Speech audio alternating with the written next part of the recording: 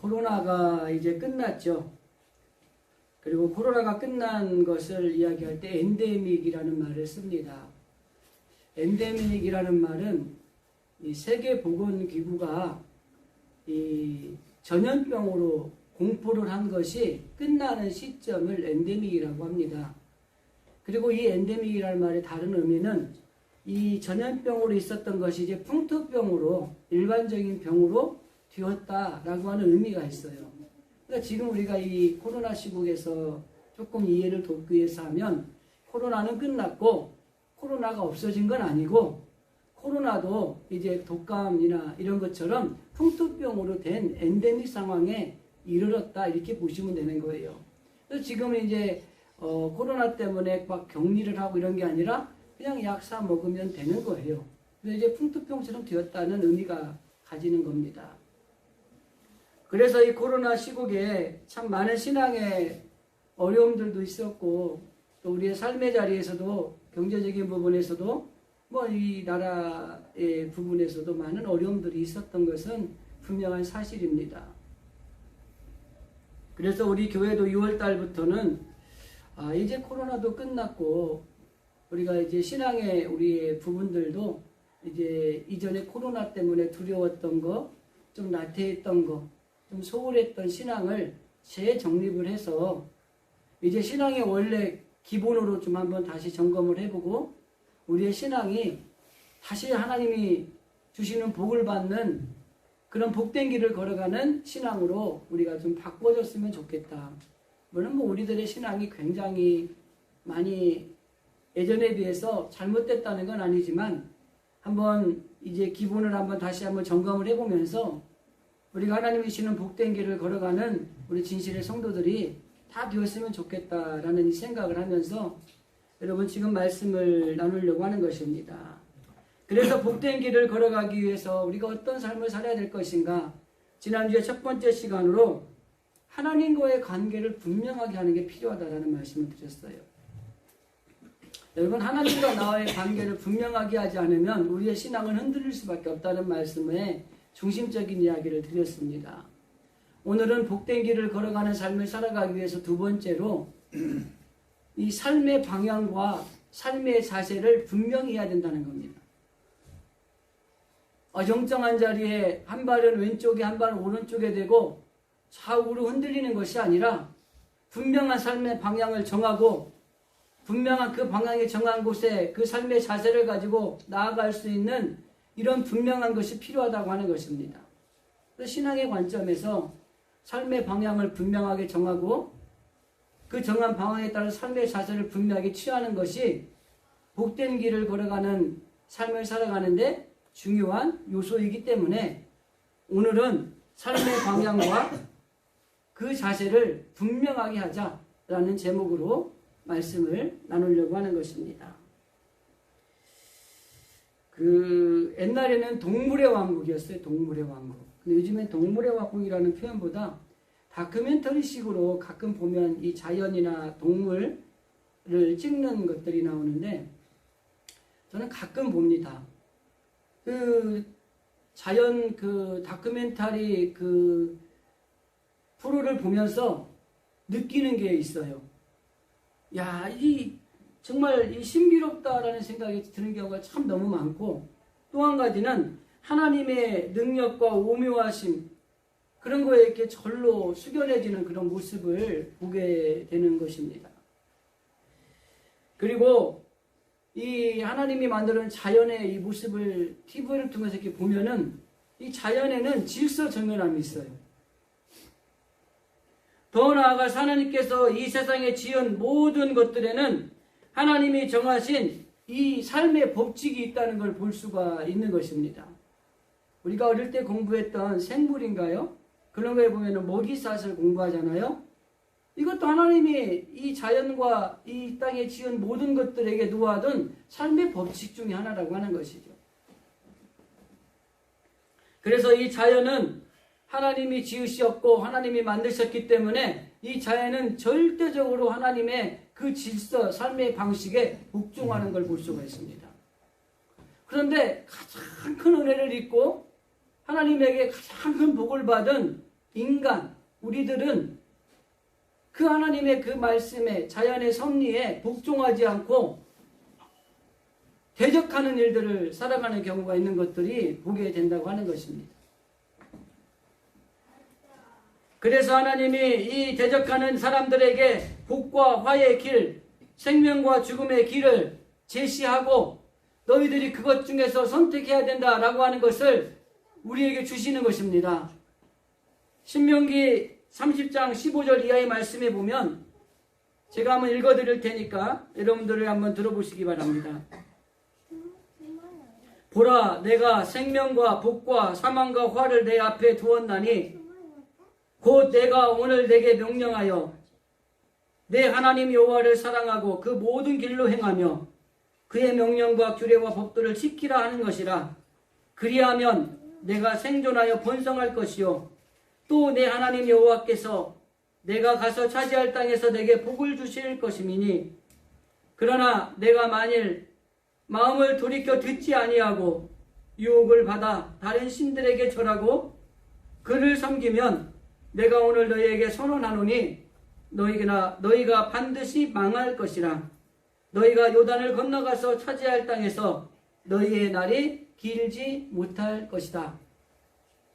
이 말씀을 그냥 요약하면 하나님이 복과 생명을 우리 앞에 두었는데 그 복과 생명을 얻기 위해서는 하나님이 정하신 삶의 방향과 그 삶의 자세를 가지고 살아가야 된다라고 하는 말씀이 이 신명기 30장 15절 이하의 말씀에 기록되어 있는 핵심이라고 하는 것입니다. 우리가 너무 하나님의 말씀을 안 들으니까 하나님이 복과 생명, 사망과 저주의 길을 우리에게 내려두시고 너희들이 이 길을 선택하는 것이 하나님이 주시는 복을 받는 길이다 라는 것을 설명해 준 말씀이 이 신명기 30장의 말씀이라고 하는 것입니다. 그 자연 다큐멘터리 얘기를 한번 더 넘어가서 동물들이 사냥을 할 때 이 모습을 보면은 그냥 하는 것이 아닙니다. 치밀한 계획과 그리고 그들이 세우는 타이밍을 절묘하게 맞춰서 사냥을 하는데 어느 정도 치밀하냐면 먼저 사냥감을 딱 정합니다. 그 사냥감을 정하고 나면은 바람의 방향이라든지 그 동물의 크기가 얼마나인지 그리고 이 동물의 속도는 어느 정도인지 그리고 이 사람이 이 동물이 가진 민첩성은 어느 정도인지 내가 공격을 했을 때에 이 동물이 어느 쪽으로 도망갈 것인지 이걸 다 계획을 하는 거예요. 그리고 난 다음에 그 계획을 해가지고 그 먹이에만 오로지 이 시선이 집중되어 있고 자세를 낮추고 있다가 그리고 그 자세에서 낮춰서 가까이 가게 되고 움직일 때는 몸의 모든 근육을 다 사용합니다. 이러면 치타나 이 사자나 이 달려갈 때 보면은 근육이 전체가 다 움직이거든요. 최선을 다하는 거거든요. 그렇게 해도 성공 확률이 50%밖에 안 됩니다. 대부분의 사냥을 성공하는 경우도 있지만은 이렇게 목표를 정하고 이렇게 계획을 하고 정말 그 방향을 정한 다음에 자세를 취하고 그 동물을 향하여 달려가도 50%는 그 사냥에 실패하는 경향이 많이 있다고 하는 것입니다. 그래서 그 다큐멘터리를 보면은 사냥에 성공한 사자나 치타는 포식을 합니다. 사냥에 실패한 사자나 치타는 터덜 걸어가는 걸 볼 수가 있어요. 우리들이 살아가는 모습은 어떻습니까?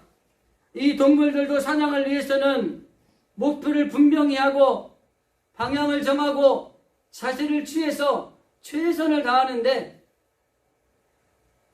우리 사람들, 인간들은 되는 대로 살아가는 경우가 너무 많이 있다고 하는 것입니다. 혹시 우리들에게 이런 모습이 있는가 한번 점검해 보십시오. 첫째는 하루하루 소중한 생명의 시간들을 별 의미 없이 소비해 버리고 있지는 않는가. 둘째는 어떤 경우 목표를 세웠지만 마음의 자세나 삶의 방향이 내가 세운 목표와는 전혀 다른 곳을 향하고 있지는 않는가. 또 다른 경우는 세상적인 입신, 출세, 삶의 목표와 방향의 자세를 설정하고 있지는 않는가? 그리고 또 한 가지, 여러분, 우리가 이 땅에 있는 것에 삶의 방향을 두고 이 땅에 있는 것에 삶의 자세를 집중하면 영원한 걸 얻을 수가 없는 거예요. 이것은 이 땅에서 가지는 것이지 영원한 건 아니라고 하는 것입니다. 요한사도가 요한일서 2장에서 이렇게 설명을 합니다. 이 세상이나 세상에 있는 것들을 사랑하지 말라. 누구든지 세상을 사랑하면 아버지의 사랑이 그 안에 있지 아니하니 이는 세상에 있는 모든 것이 육신의 정욕, 안목의 정욕, 이생의 자랑이니 다 아버지께로부터 온 것이 아니요 세상으로부터 온 것이라. 이 세상도 그 정욕도 지나가되 오직 하나님의 뜻을 행하는 자는 영원히 거하느니라. 여러분, 우리가 삶의 방향과 삶의 목표, 삶의 자세를 어디에 두고 살아가느냐는 것이 중요하다는 것입니다. 요한사도는 분명히 이야기합니다. 이 세상이나 세상에 있는 것들을 사랑하지 말라. 육신의 정욕, 이생의 자랑, 안목의 정욕, 이러한 것들인데 이러한 것이 우리의 모든 걸 채워주지 않는다는 겁니다. 그러면서 분명히 마지막 부분에 말합니다. 세상의 정욕도 지나가되 오직 하나님의 뜻을 행하는 자는 영원히 거하느니라. 우리는 이 세상에 잠시 있을 것을 얻으려고 살아가는 사람들이 아니라 영원한 것, 이 영원한 것을 얻기 위해서 살아가는 존재들이라고 하는 것입니다. 그래서 영원한 것을 원한다면 우리의 삶의 방향이나 삶의 목표나 삶의 자세가 하나님 앞에서 분명해야 된다고 하는 것입니다. 오늘 우리가 읽은 본문의 말씀, 마태복음 말씀은 하나님의 나라에 들어갈 수 있는 조건에 대한 이야기를 합니다. 주여 주여 하는 자마다 들어가는 것이 아니라 하늘에 계신 내 아버지의 뜻대로 행하는 자라야 들어가는 것이다.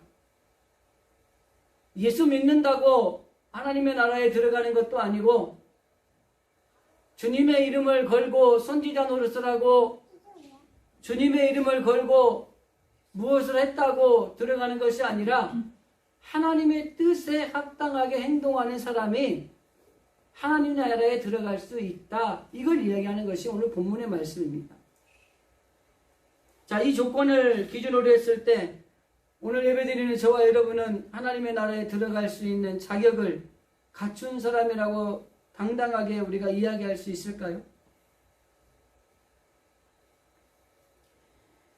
예수님이 말씀하시는 하나님의 나라에 들어갈 수 있는 조건은 하나님의 뜻대로 행하는 사람이라고 하는 것입니다. 그리고 그리스도인의 삶의 방향과 삶의 목표는 바로 이것이어야 된다고 하는 것이에요. 우리의 삶의 방향은 하나님의 뜻 안에서 행하는 것이고 우리의 삶의 자세는 그 하나님의 뜻을 이루기 위해서 최선을 다하는 삶을 살아가는 것이어야 된다고 하는 것입니다.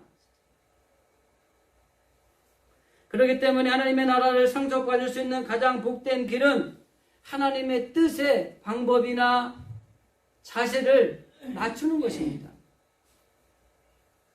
많은 사람들이 예수 믿으면서 하나님의 이름을 걸고 하나님의 뜻대로 살아간다고 하지만 실질적으로 보면은 자기 뜻대로 자기 마음대로 살아가는 사람들이 얼마나 많은지 몰라요. 이 사람이 어떤 사람이면 오늘 본문의 22절에 내가 주님의 이름으로 선지자 노릇도 했고 내가 주님의 이름으로 가르치는 일도 했고 주님의 이름으로 봉사도 했고 이게 뭐냐면은 바로 내가 하나님의 뜻대로 살아가는 사람이라고 하면서 내 마음대로 살아가는 삶을 살아가는 사람들이 가지는 폐해라고 하는 것입니다.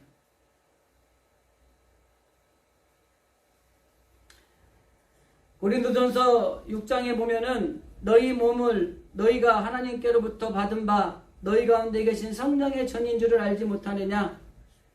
너희는 너희 자신의 것이 아니라 값으로 산 것이 되었으니 그런즉 너희 몸을 하나님께 영광을 돌리라.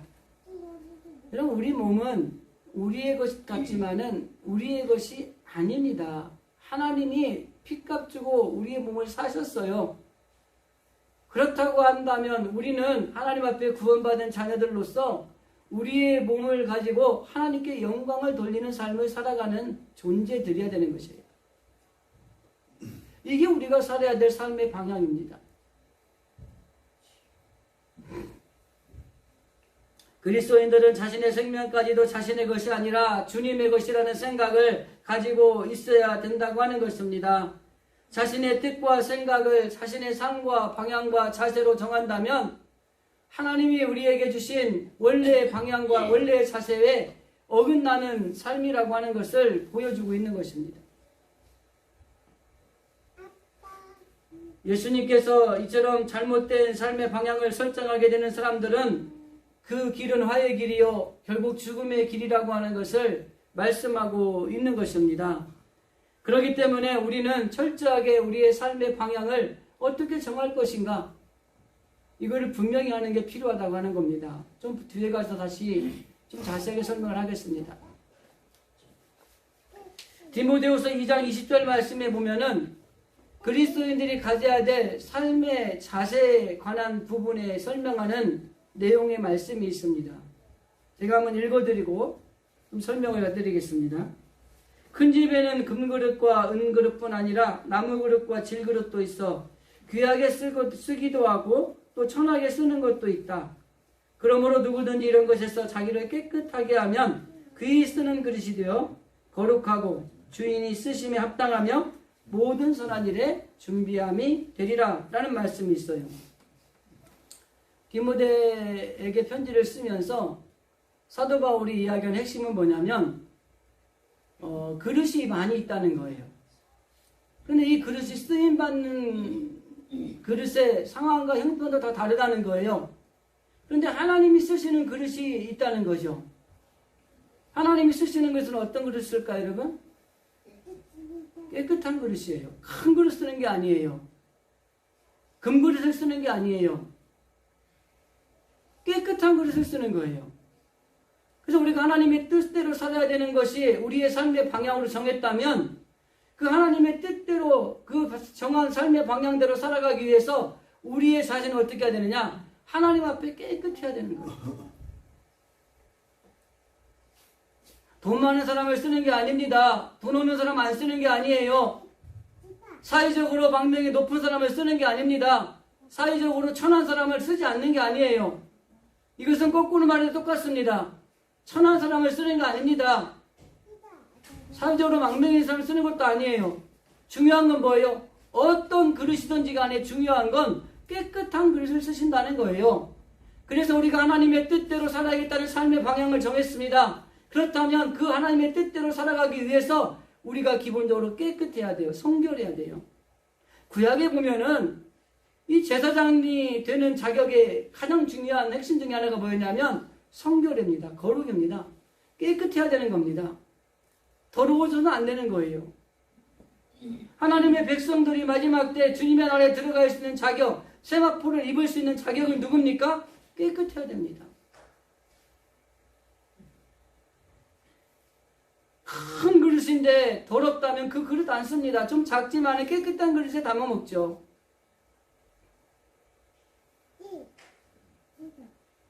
정말 중요한 것은 이 그릇의 다양성이 있다고 하는 것입니다.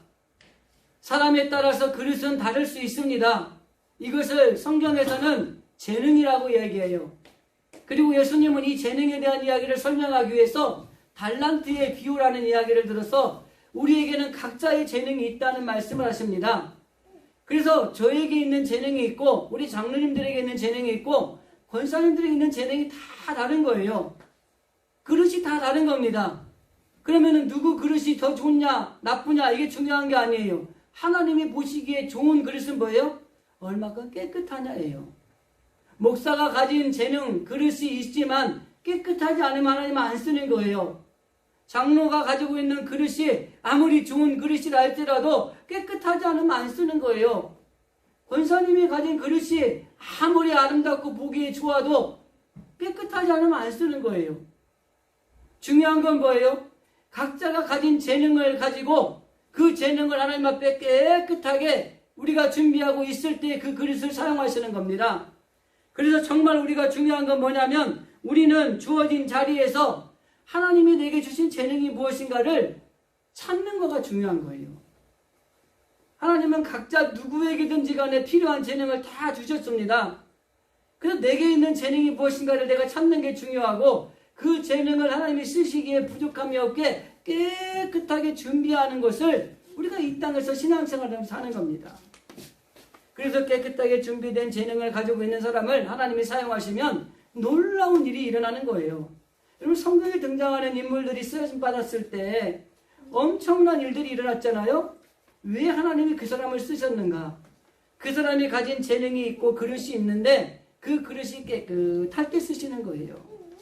그런데 깨끗할 때 쓰셨는데 더러워지니까 버리는 거예요.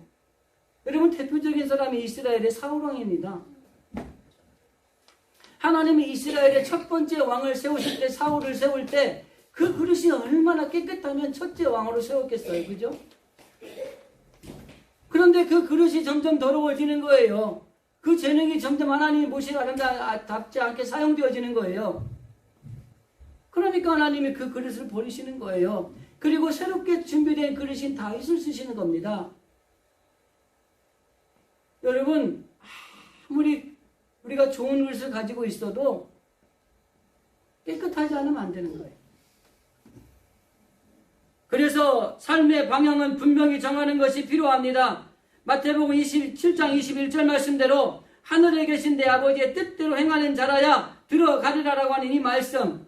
많은 사람들은 이 세상에서 부귀영화를 누리는 것에 행복을 추구하는 사람들이 있어요. 우리들도 그런 경우 있지 않습니까? 하나님 보이지도 않고 영은 잘 보이지도 않는데 눈에 보니 이 땅에 있는 것들이 소중하고 이 땅에 있는 우리 자녀들이 소중하고 이 땅에 있는 우리 삶이 소중하고 그래서 이 땅에 있는 것에 올인하는 경우가 많이 있지 않습니까?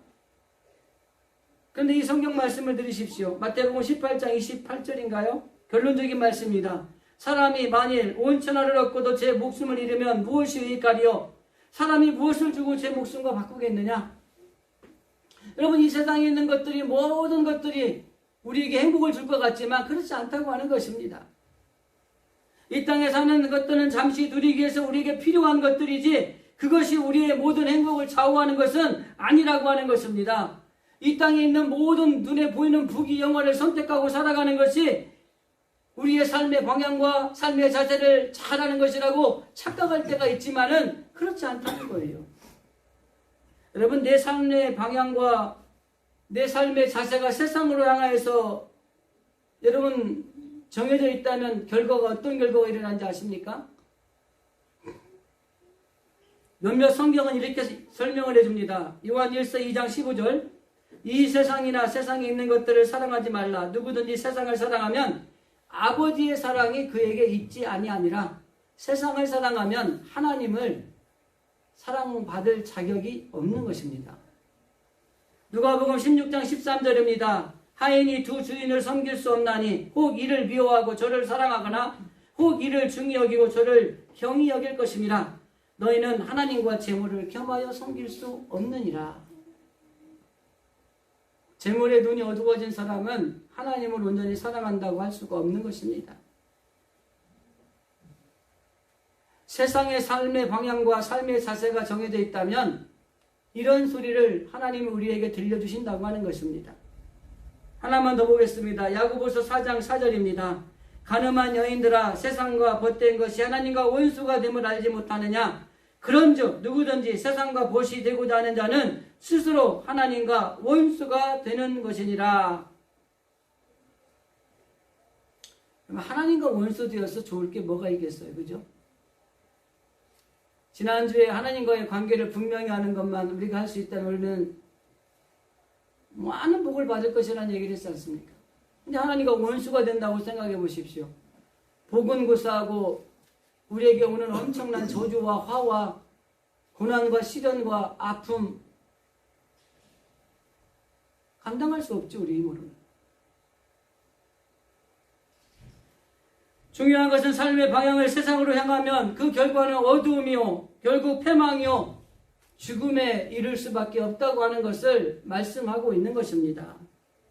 그래서 복된 길을 하나님께로 정하는 것이 바로 옳은 것이라는 것이 성경에서는 우리에게 가르쳐주는 진리입니다. 신명기 28장에 복에 대한 말씀을 증거하는 1, 2절 말씀을 제가 한번 읽어드리겠습니다. 내가 내 하나님 여호와의 말씀을 삼가 듣고 내가 오늘 내게 명령하는 그 모든 명령을 지켜 행하면 내 하나님 여호와께서 너를 세계 모든 민족에 뛰어나게 하실 것이라. 내가 내 하나님 여호와의 말씀을 청종하면 이 모든 복이 내게 임하여 내게 이르리라. 그리고 3절에서 12절까지의 복을 쭉 나열을 합니다. 그 3절에서 12절까지 나열된 복은 이 땅에서의 모든 복과 하나님 주시고는 모든 복이 포함되어 있는 망라된 복입니다. 결과적으로 성경이 우리에게 가르쳐주는 것은 정말 복된 길은 뭐예요? 바로 하나님께로 향하는 것이 복된 길을 걸어가는 비결이라고 하는 것을 말씀하고 있는 것입니다. 그래서 우리가 어떤 경우에도 하나님 앞에 우리가 주어진 재능을 가지고 그 재능을 잘 활용해서 하나님의 그 방향을 향하여 걸어갈 때에 거기에 복된 길이 예비되어 있다고 하는 것이에요. 신명기 28장에 나열된 그 복을 읽어보면은 야, 좋다. 나도 이런 복을 정말 받아보고 싶다. 이런 생각이 들거든요. 그런데 하나님이 앞에서 말씀했잖아요. 하나님 여호와의 말씀을 청종하면 이 모든 복이 내게 이를 것이다. 우리의 삶의 방향을 분명하게 하나님께 두면 하나님이 이 모든 복을 너에게 줄 것이다. 들어와도 복을 받고 나가도 복을 받고 모든 복이 임하게 될 것이다. 이걸 선언하신 겁니다. 그렇기 때문에 우리는 어떤 경우에도 하나님께서 우리에게 주신 재능, 그 재능을 가지고 우리가 하나님 앞에 방향을 분명히 정하고 깨끗하게 그걸 사용해서 하나님이 쓰시기에 부족함이 없는 그런 우리들이 되어야 된다고 하는 것입니다. 로마서 12장에 보면은 하나님께서 그 사랑하는 주의 백성들에게 그들에게 각자에게 재능을 주셨다는 말씀이 기록되어 있어요. 한번 읽어드리겠습니다. 로마서 12장 6절 이하의 말씀인데 우리에게 주신 은혜대로 받은 은사가 각각 다르니 혹 예언이면 믿음의 분수대로 혹 섬기는 일이면 섬기는 일로 혹 가르치는 자면 가르치는 일로 위로하는 자면 위로하는 일로 구제하는 자는 성실함으로 다스리는 자는 부지런함으로 긍휼을 베푸는 자는 즐거움으로 할 것이니라. 하나님께서는 그 사랑하는 백성들에게 각자에게 맞는 은사, 재능을 주셨다고 하는 것입니다. 제가 앞에서 한번 언급했죠. 그래서 우리는 하나님이 주신 이 재능을 찾는 일에 집중하셔야 됩니다. 내가 어떤 하나님이 나에게 재능을 주셨나? 하나님은 나에게 어떤 그릇을 주셨는가? 그리고 남의 그릇이 크네, 작네, 좋네, 이쁘네 탓할 게 아니라 내게 주신 이 그릇을 어떻게 하면 깨끗하게 잘 감당할까? 깨끗하게 만들어서 하나님 쓰시기에 준비를 잘 할까? 이 생각을 하셔야 되는 거예요. 그 첫 번째는 재능을 찾으세요. 그리고 그 재능이 쓰임받기 위해서 깨끗하게 하세요. 어떤 사람들은 하나님이 정말 좋은 재능을 주셨는데 옆 사람이 가진 재능이 탐나는 거야. 우리나라 속담에 남의 떡이 커 보인다고. 그러니까 그 옆 사람의 재능만 보는 거예요. 내 재능을 못 보는 거예요. 하나님이 원하는 건 다른 사람의 재능과 그릇과 비교하라는 게 아니고 내가 주신 재능, 내게 주신 그릇을 잘 깨끗하게 준비하는 것이 필요한 거예요. 그래야지 어떤 그릇이 됐든 간에 하나님이 쓰시기만 하면 그릇의 종류는 상관없이 놀라운 역사가 일어나는 것입니다. 내 그릇이 뭐고 내 그릇을 내가 어떻게 깨끗이 갈고 닦는지가 중요하다는 것들을 기억해야 된다고 하는 것입니다. 그리고 우리가 이 복된 길이 되는 삶의 이 방향을 하나님의 뜻대로 행하는 것이라는 것을 찾았다면 이제 중요한 건 뭐냐면 자세입니다. 그 달란트 비유에서 이야기한 것처럼 우리가 이 삶의 방향은 정확히 정했는데 허랑방탕한 삶을 살아간다면 한다면 자세를 정확히 정하지 않았다고 한다면 그 달란트를 받았는데 땅에 묻어둔 사람이 있었죠? 그것과 똑같은 거예요. 그런데 오늘 아까 디모데 말씀 제가 읽어드린 거에 보면은 이렇게 기록되어 있어요. 그러므로 누구든지 이런 것에서 자기를 깨끗이 하면 그의 쓰는 그릇이 되어 거룩하고 주인의 쓰심이 합당하며 모든 선한 실에 준비함이 되리라. 그러니까 금그릇이 있든지 은그릇이 있든지 토기로 된 그릇이 있든지 천한 것이 있든지 귀한 것이 있든지 그 모든 것들 앞에서 설명을 하고 누구든지 이런 것에서 자기를 깨끗이 하면 내가 가진 그릇을 가지고 그 그릇을 깨끗이 하면 하나님께서 그 그릇을 쓰시기에 합당하게 준비가 되면 하나님이 그 그릇을 쓰신다는 거예요. 여러분 삶의 신앙생활하면서 그런 거 보지 않았습니까? 막 세상 들어오니까 막 모든 막 그릇이 큰 좀 귀한 그릇을 가진 사람 같아. 교회에 오셔도 그죠? 뭐 돈 많은 사람 있을 수 있고 높은 지위 있는 사람 있을 수 있고 막 여러 가지 있을 수 있잖아요. 저런 그릇 정도만 하나님이 엄청 귀하게 쓸 것 같은데 안 쓰는 그릇이 있어요. 그죠? 물론 뭐 그렇게 큰 그릇 뭐 있는데 쓰는 분들도 있어요. 근데 이 교회에 보면은 뭐 그냥 쓰지도 않을 것 같은 천한 그릇 같은 그릇을 가진 성도들이 있어요. 근데 하나님이 그들을 쓰셔가지고 놀라운 일들을 해내는 것들이 있거든요. 이 차이는 뭔지 아세요? 뭐 좋은 그릇 가졌다고 해도 더러우면 안 쓰는 거예요. 하나님은 아주 천하고 토기로 됐고 아니 간장 종지 같은 그릇을 가졌다 할지라도 깨끗한 하나님이 쓰시는데 그 쓰시기 시작하면 놀라운 폭발력이 있는 거예요. 우리가 준비해야 될 건 뭐예요? 삶의 방향이 하나님의 뜻대로 행하는 것이라는 걸 정했다면 그 하나님의 뜻대로 행하는 삶을 살아가기 위해서 깨끗하게 준비해야 되고 더 중요한 게 있습니다. 그 뜻을 이루기 위해서 하나님 앞에 절대적으로 순종하는 겁니다. 아까 우리가 찬송가 가사 부를 때 의지하고 순종하는 길은 예수 안에 기쁘고 즐겁고 복된 길이다.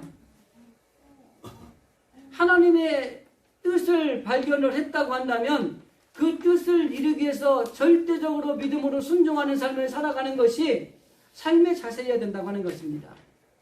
방향은 하나님께 가는 거예요. 그럼 하나님께 가기 위해서 우리의 자세는 어때야 돼요? 그 하나님의 뜻을 이루기 위해서 순종하는 겁니다. 그때 하나님이 놀라운 역사가 일어나는 거예요.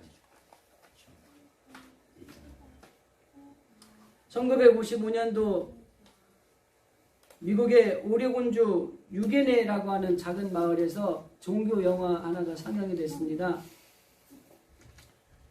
그 마을의 한 농부 부부도 그 영화를 보러 갔어요.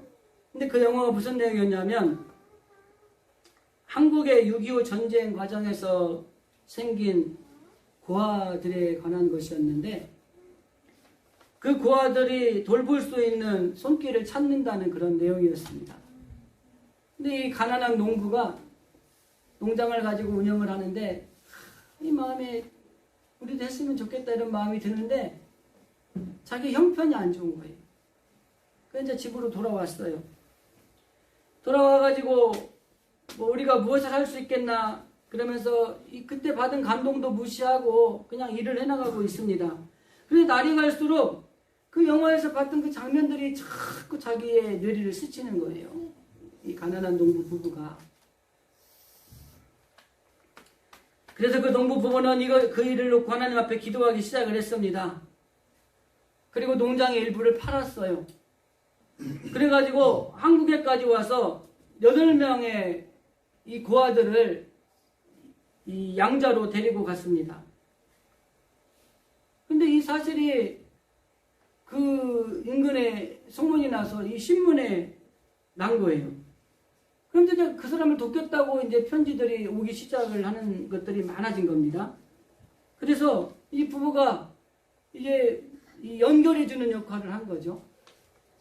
그래서 이제 농장 일을 볼 수가 없어서 농장 일을 접고 이 일에 이제 전적으로 이 일에 매달리게 되었습니다. 그래서 그 후에 이 부부가 16,000명의 전쟁 고아들을 이 각 가정과 연결시켜주는 그 일을 합니다.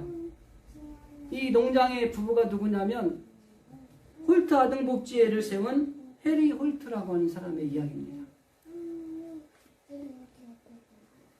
하나님의 뜻은 자기의 마음의 감동으로 다가오게 되어 있습니다. 빌립보서 2장 13절 말씀에 너희 안에서 행하시는 이는 하나님이시니 자기의 기쁘신 뜻을 위하여 너에게 소원을 두고 행하게 하시느니라. 하나님의 말씀을 듣고 감동이 되고 그것을 이루고자 하는 마음을 가지고 기도할 때에 하나님이 그걸 이루게 하시는 거예요. 하나님의 뜻이 우리 안에 세워졌다면 그 뜻을 이루기 위해서 우리가 하나님 앞에 기도하는 게 필요합니다. 그 뜻을 이루기 위해서 우리의 그릇을 깨끗하게 준비하는 게 필요합니다. 그 뜻을 이루기 위해서 하나님의 말씀에 끝까지 순종하고 믿음으로 나아가는 게 필요합니다. 그러면 하나님이 일을 행하시는 일은 하나님께서 모든 일을 하시는 분이라고 하는 것입니다. 이 홀트 부부는 하나님의 뜻을 깨닫기 위해서 기도했습니다. 여러분, 우리가 하나님 앞에 말씀에 감동이 되면 그 말씀을 또 기도하셔야 돼요. 그래야지 하나님의 뜻대로 행할 수 있는, 움직이는, 행하는 자가 될 수 있는 것입니다. 근데 우리는 은혜를 받아요. 감동을 받아요. 아, 좋았다. 아, 괜찮았어. 오늘 설교 좋았어. 아, 그리고 끝이에요. 그 감동받은 걸 가지고 기도하셔야 됩니다. 하나님, 이 일을 통해서 내가 은혜를 받았는데 하나님, 내가 할 수 있는 일이 무엇이 있을까요? 마음의 소원을 아뢰는 그에게 그 소원을 이루어 주신 하나님께서 우리를 통해서 큰 일을 하실 수 있는데 우리는 은혜 받은 걸로 끝나는 거예요. 멈추는 거예요. 그러면 안 된다는 것입니다. 우리의 삶의 방향과 삶의 자세를 분명하게 하지 그의 하나님 앞에 복된 길로 걸어갈 수 있는 비결이라고 하는 것입니다. 이 홀트 부부는 하나님 앞에 기도를 했어요. 기도를 해서 자기의 재산을 팔아서 그 일을 하고자 했습니다. 이것이 어떻게 보면은 하나님을 향하여 방향을 맞추고 하나님을 향하여 초점을 가지고 자세를 가진 모습이라고 할 수가 있는 것입니다. 그래서 그를 통해서 하나님이 놀라운 일을 해나가셨다고 하는 결과론적인 놀라운 축복이 그의 삶 가운데 나타났다고 하는 것입니다. 말씀을 정리합니다. 저는 지금 성도들이 복된 길을 걸어가는 삶을 살아가는 우리가 됐으면 좋겠다는 큰 틀 안에서 말씀을 나누고 있습니다. 그러기 위해서 첫 번째, 하나님과의 관계를 분명하게 하셔야 됩니다. 그리고 오늘 두 번째, 우리의 삶의 방향과 삶의 자세를 분명하게 하셔야 됩니다. 말씀을 통해 들은 것들을 기억하셔서 내 삶의 방향은 하나님의 뜻대로 행하는 것이고 내 삶의 자세는 그 하나님의 뜻을 이루기 위해서 믿음으로 순종하는 것인데 그 하나님이 뜻을 깨달은 우리가 하나님 앞에 정말 아버지 준비한 그릇으로 되어 있을 때 하나님이 쓰시면 놀라운 역사가 일어난다는 사실을 기억하면서 여러분, 하나님 나를 사용하십시오. 나를 써주십시오. 이렇게 여러분 기도하셔야 돼요. 그냥 은혜 받는 걸로 끝나는 게 아니라 내가 무엇인가 하나님의 쓰임을 받아야 되잖아요. 그리고 하나님이 나를 통해서 하시는 놀라운 역사가 이 땅에 이루어져야 되잖아요. 근데 우리는 그냥 우리만 은혜 받고 그냥 끝나는 거예요. 우리의 자녀들은 어쨌든 우리 주변에 사는 사람들은 어쨌든 상관이 없고 그냥 나만 가서 은혜 받고 나만 봐서 은혜 받으면 됐지. 그리고 끝나는 거예요. 아니에요. 받은 은혜를 하나님의 뜻을 깨달았다면 그 뜻을 통해서 하나님 나를 통해서 일하실 수 있도록 내게 주신 재능이 깨끗하게 내 그릇이 깨끗하게 되게 하시고 그 그릇을 통해서 하나님 앞에 붙들고 기도함으로 하나님 나를 통해서 놀라운 역사들이 일어나는 걸 보게 하옵소서. 이렇게 기도하셔야 되는 겁니다. 바로 이런 놀라운 일들이 우리 진실의 성도들 가운데 이제는 그냥 신앙의 겉핥기를 하지 마시고 좀 수박의 안쪽 빨간 곳을 향해서 들어가셔서 우리 신앙을 한번 점검하시고 하나님과의 관계를 분명히 하고 삶의 방향과 삶의 자세를 분명히 해서 하나님이 주시는 복된 길을 걸어가는 우리 모든 성도들이 되어줄 수 있기를 주님의 이름으로 간절히 기도드립니다.